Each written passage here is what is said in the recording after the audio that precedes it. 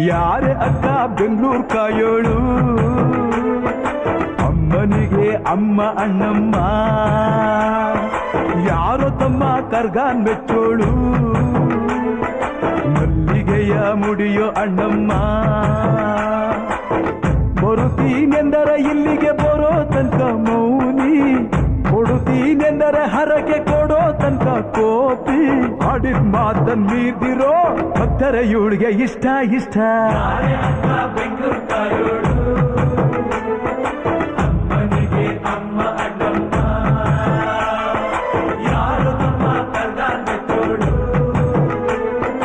ಮಲ್ಲಿಗೆಯ ಮುಡಿಯೋ